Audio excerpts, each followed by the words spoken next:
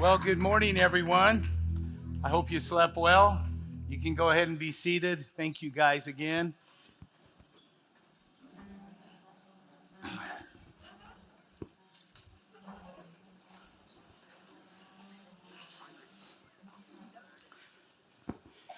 So we talked last night about the importance of grasping both oars and dealing with spiritual, dealing with practical. We highlighted the fact that yesterday morning with Linda Seiler, it was a great example of a way we can do that. And there are a lot of ways. And one of the things that I feel strongly going forward with is there's this responsibility to remain true to the Holy Spirit. And we're going to do that. And I think I made that statement pretty loudly last night. And I'll make it today as well. But in addition to that, we're going to be brutally honest with current realities. And we're going to deal with everything from finances to systems to whatever we need to do. When Pastor Bill was no longer in the office, and I was talking to the staff and and later the presbytery about change, I said, Pastor Bill's a wordsmith, and he loves words, and words mean a lot. And I said, I think we have some verbiage that we have been using in the last year or so that would be very appropriate here. So people have said, well, what's going to change or not change? And somebody suggested that we use real wine for communion this morning. I'm not quite ready for that kind of a change. I don't know. I'll pray for them. And it's amazing, right, what you get as a leader. But anyway, that really was mentioned. So I don't think they were serious, of course. But the words that we've been using is we are going to rethink everything, and we're going to reset some things. So we're going to rethink everything, and we're going to reset some things. So a couple weeks ago, Jeremy, who leads our finance department under Boyd Power's direction, along with Brian and I, sat down, and we had a wonderful little casual 6-hour meeting going through every single line item in the entire financial reports of the Oregon Ministry Network. And part of that was we wanted to make sure is what we're continuing to do or what we're doing in the moment, is it still being driven by the mission? Is it still being driven by what we need to do? Because, vision and mission, that you can experience what they call mission drift. You can get away from it and you don't realize that you're doing it. And then sometimes as the Lord changes methods, not the message, we have to sometimes adjust. So that was the purpose of that exercise. And we've been doing that at a presbytery. We've been doing it on every level. Early on, you guys, most of the people here probably saw the video that I put out.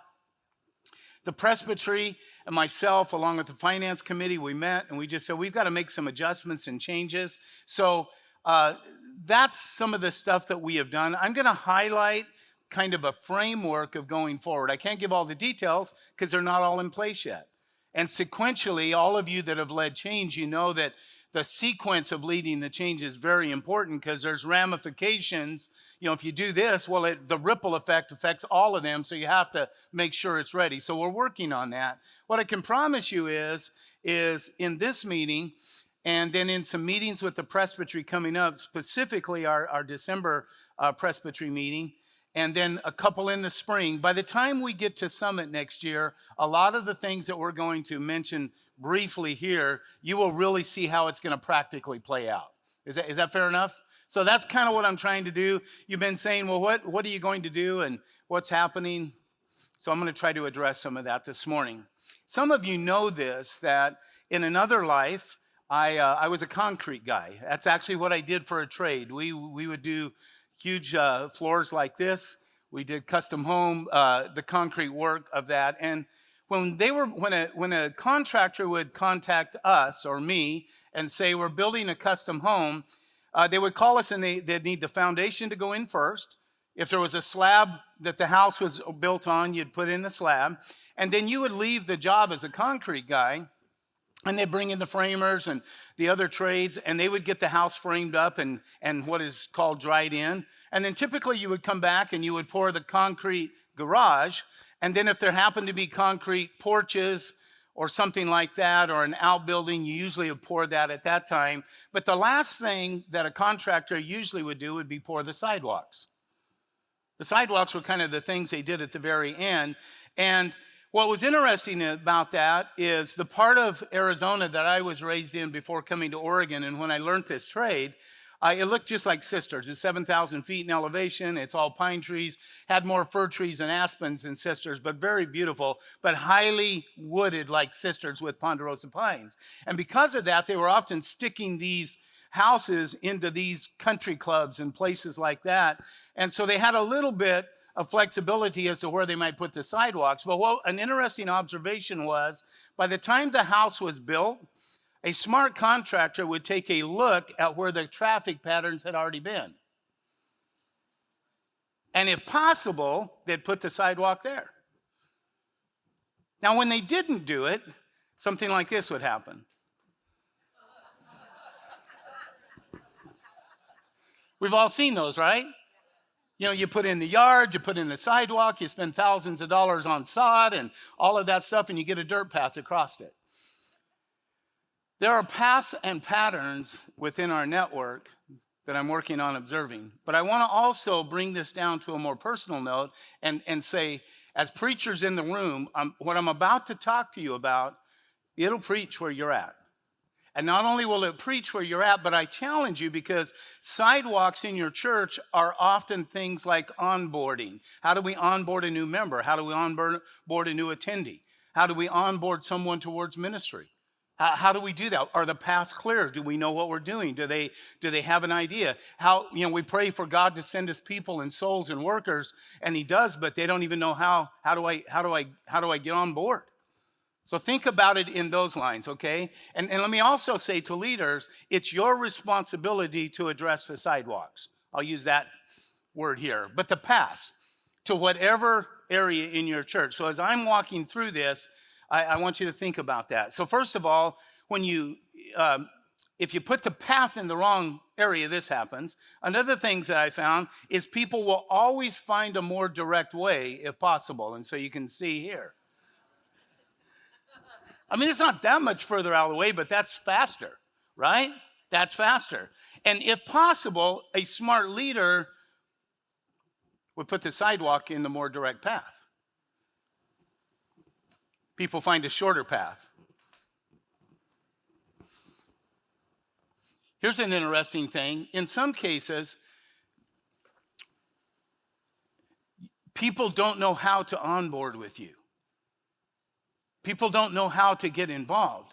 And so what happens is, because you haven't put a sidewalk in place, they create their own. If you could see further, that's a street with no sidewalk, but they made one. Now, the obvious reason there, they don't get run over, right? But the reality of it is, if you don't provide sidewalks, they'll make their own. And then sometimes it ticks us off where they put them, but in some ways it really isn't their fault.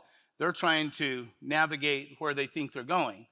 Another thing that came to my mind when I was thinking about this is sometimes we have these cute ideas. As a builder through in my life, sometimes you would see architects that kind of created this crazy thing that wasn't at all practical. And I've seen sidewalks that are like that. They're like this one.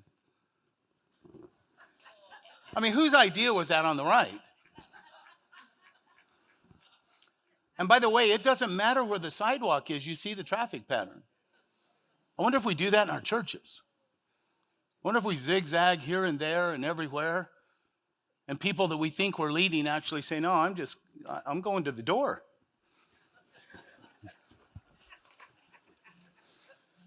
Another thing that happens sometimes is unintentionally, I think sometimes we put obstacles in people's way.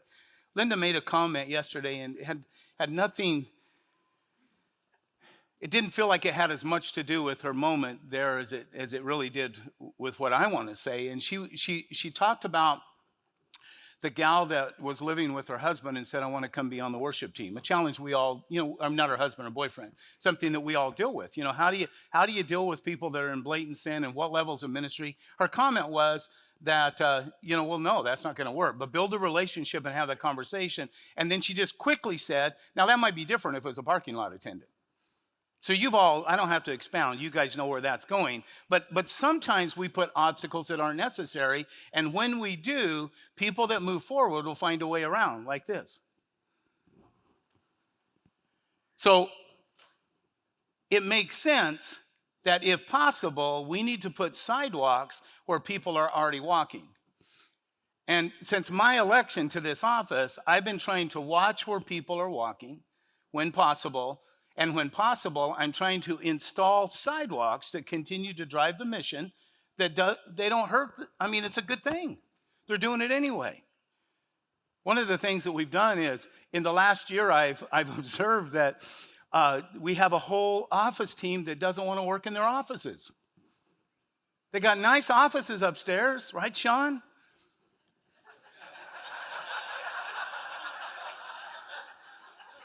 Old guys like Boyd and Lee and Brian will go, dude, go in your offices. What are you doing?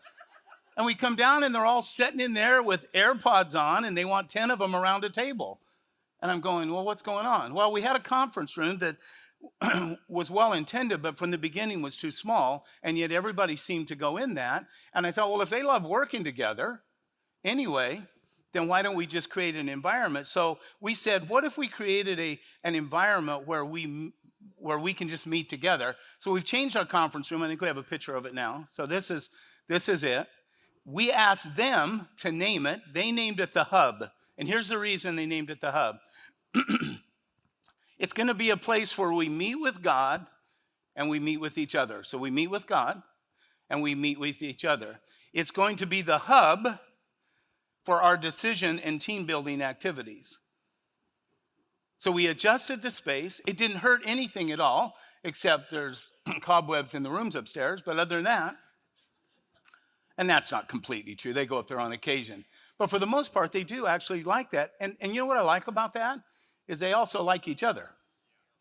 And so if they want to hang out and they can get their work done and that's a better environment, that's great. So we've allowed them to do that while in the office. I asked Pastor Bill the week of Summit in the spring, because he had a planned vacation that he was going to be away. And I said, Pastor Bill, would it be okay if I started meeting with the team members? I just want to talk to them. So we did some one-on-one stuff. And I said, we're going to build a culture of honor, honesty, candor, and accountability across the board. We're now extending that, talking about that as presbyters and elders as to what that means, because it's a culture that I'm firmly convinced that we need to do. But I also did some one-on-one meetings with them. I wanted to find out if they wanted to work with me. We had some staff members that were only like 5. At the time, we had some staff members that were only like 5 when Pastor Bill and I came in the office. They'd never seen a transition. They didn't know, am I out of a job? What does that look like? Put yourself in their shoes type thing. So we began to meet, and I asked them to be really honest and candid. And one of the things that we saw is they said that, COVID proved that we can actually work remotely and get some work done. Now, I don't want to divide the house. I didn't mean to do that at what I just said. But the reality of it is we have figured out what we think for the next season at least is a working that allows people to have some remote options as well as some in the office options. I'm not suggesting you do it. What I'm telling you is with our team who are high level performers, all of them. You saw them, what they've done here. You know what's cool about it? You haven't had to see them to know that they've done it. That's the mark of when things are getting done well. So they've done that. They've done that, and they continue to do it. And we have said, as long as you can get the work done, as long as you have the workspace at home to do it, we want you 2 days a week in the office, non-negotiable. Tuesdays going forward, well, you'll find out, especially in a 24 calendar, it's going to be really hard for you to get an appointment with any of us on a Tuesday morning, because those are non-negotiable. Those are our weekly team gatherings where we meet with God. We meet with each other. We pray for all of you, by the way. and other needs, and we do that. So that's what we're doing internally, all right? So we've reconstructed the team, and we've moved some people around on the bus. We've reduced the executive leadership team from 3 full-time executive officers to 2, from 3 full-time executive assistants to 2. With a leaner team, we are going to have to adjust portfolios. Because of what I have been doing for a number of years, a lot of that is just natural for me to take it with me. The Lord has helped myself and Valerie and other team members to put some things in place that we think continues to work and drive our mission, so we'll do that. With a leaner team, we have to adjust these portfolios, and we have to be more intentional in cross-training, so we're doing that. We've got team members like Sherry McCauley, who all of us just idolize her amount of knowledge. But I keep saying it's between your ears, Sherry, but we got to get it out. Because she's 29 years, and I mean, she has ironed the wrinkles out of 4 superintendents. I mean, she knows her stuff. Okay? Right, Cat Marks? Yeah, he's over there shaking his head. Absolutely. But I asked her in this season, would you make a bold move, and would you allow me to slide you over into a different seat, because you've got all this knowledge of pastors and churches and history and all of that. And so she has slid over to be Brian's executive assistant. And Valerie, because her and I had developed so many things together, and not everybody can work with me, but she does. And so she's come on to be my executive assistant. But then there's a new commitment between the 4 of us, Brian, Lee, Valerie, and Sherry, that the 4 of us are going to work more as a team, more in cross-training, and we're going to divide portfolios. Some of you said, well, what does that look like? Because a few of you said, well, who do I answer to now? Who do I call? In this first season, October, November, December, Boyd has graciously, and I said to the press the other day, God's given me so many gifts in this season, but none better than Boyd Powers.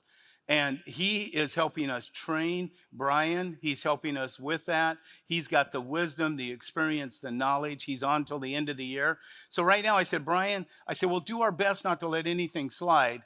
But right now, take everything you can get from Boyd while we've got him physically in the building for 3 months. And then in January, we're going to have to work a little more on defining what all this means, okay? So we're working on that. But we're going to do our best. A good leader, you can't lead by consensus only. However, a good leader has to always consider consensus when identifying preferences, culture, and current realities. So current realities within the OMN, Valerie said to you yesterday, we've got this 2-question, evaluation. Well, we've been doing that in all the events that I've been part of for a long time. We've gathered data, and there's 3 things that have really stood out to me that we have heard from you. Okay? Usually they weren't a complaint. Usually they were a good suggestion. Sometimes they were complaining, and sometimes when you hear a complaint, you need to listen, because there's some validity in that, right? But what we've heard is the constituents, because of the cost of an event like this, to bring yourself and your staff and your time away and all of that, we have heard over and over and over that we want timely, culturally relevant resources that have a Northwest application. So that's one part of it. In other words, does it fit here? It might work in the Bible Belt, but does it always work here? Some do, some don't. We have to figure that out, right? And we also have heard you say that while we're together, we would rather you give us more content. And what they meant by that is, at least what I interpreted it as, we have never did what we did yesterday morning at an intermission for that amount of time, but I think all of us would agree it could have went longer. And the content was rich, but we also took away from one of the great values we have, and that is the opportunity for you to build relationships. But we did that because you've said, well, while we're there, let's get our biggest bang for our buck. And because of that, we're going to do everything in our power moving forward we'll try not to overfill the schedules, but we'll try to maximize in a very balanced way everything we can with every activity going forward. The third thing we've heard is credential holders and churches ask a very legitimate question. And they want to know, well, what am I getting for My tithe. Well, what does the Organ Ministry Network do for me? You know, we hear from you at credential time, if I don't pay my tithes. But what am I getting back on this? It's a legitimate question. And by the way, it's a question that if we can't answer, then we've got a problem. So we're going to work on ways that we can address that. Looking ahead, some of the sidewalks that I feel we need to install and maybe repair is that in 2024, we're going to do our best, and this is hard geographically because we're such a large state, but we're going to do our best to get out and listen and identify where some people are walking. We want to identify the current needs of ministers and churches. We realize that some things have changed. And we realize, as I've said often, we have to adjust some methods. We want to identify sidewalks that we can install to serve people better. And we think that those sidewalks will look different regionally. Not all of them, but a lot of them. And because of that, we're going to work with the presbyters and the area leaders to help identify what the sidewalks look like in each of the region. So because of that, we're not going to do a typical tour this spring. It's not because that's gone forever. We're trying to figure that out.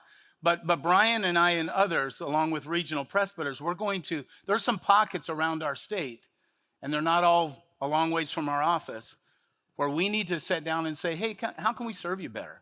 What do you wish we would do?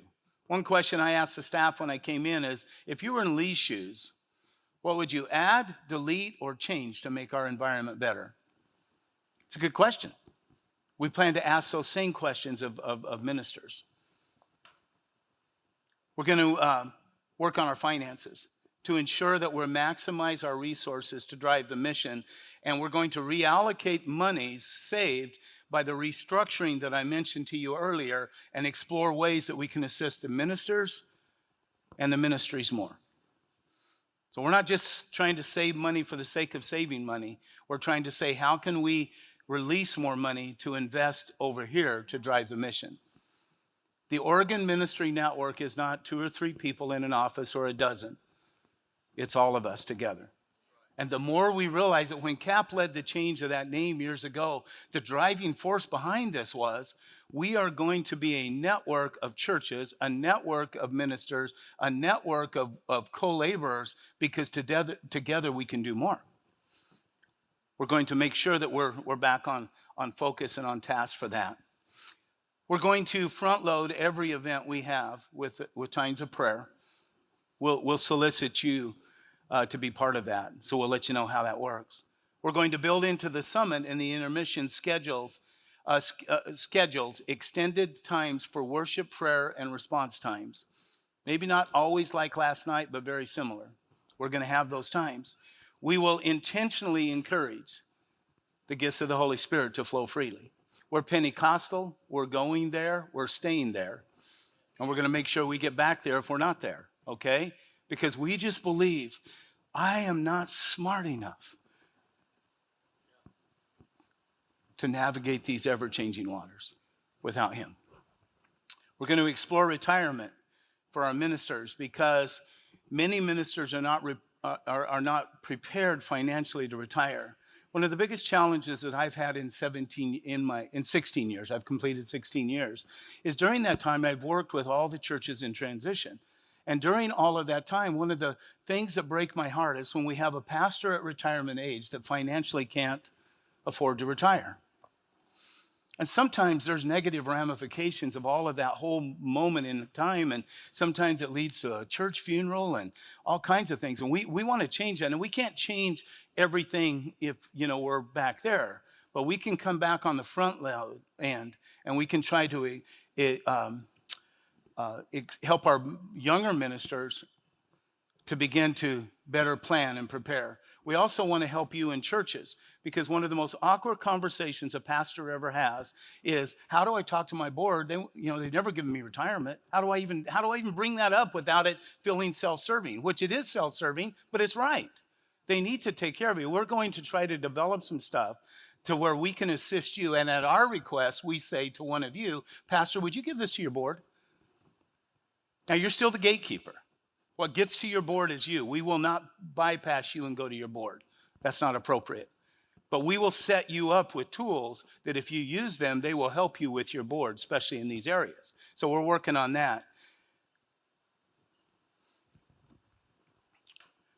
We want to have a summit schedule that addresses business, offers relevant resources, and adequate times for the moving of the Spirit. So you can expect that somewhere, probably February-ish, somewhere in there, that you'll hear a new schedule. What I can tell you for those that are planners, at this point, with the approval of the presbytery, our plan is to maximize, starting about 10:30 on Monday morning, maximize Monday and Tuesday in its entirety with a number of things. So just keep that on your radar, okay?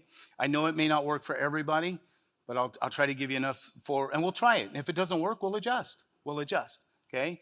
We're going to continue to offer culturally relevant resources for our ministers. We're going to continue and ramp up our emphasis on missions, both AGWM and U.S. missions.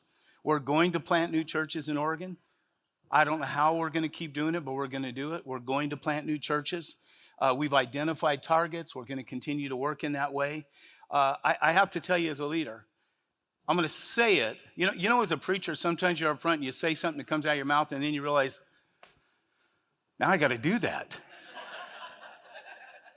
I don't know exactly how I'm going to do what I want to say, but to the best of our ability, we will not be distracted by politics, even in an election year. By the way, if you want a great article from our national leader, Doug Clay, we just posted it within the last month. Look at his statement on how to navigate this election year. It's worth watching. But we're not going to be distracted by politics. We're not going to use the excuse of politics. We're not going to be distracted by pandemics, agendas like yesterday or others that we wrestle with.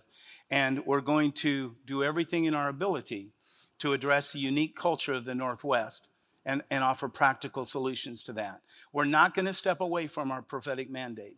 Until God changes that with the elders and the leadership of the Oregon Ministry Network, we are still committed to developing effective leaders and building healthy churches and ministries. We're going to work on it. With God's help, we're going to do these things. And you know the cool thing is we get to do it together. It's open enrollment for anybody that wants to be part.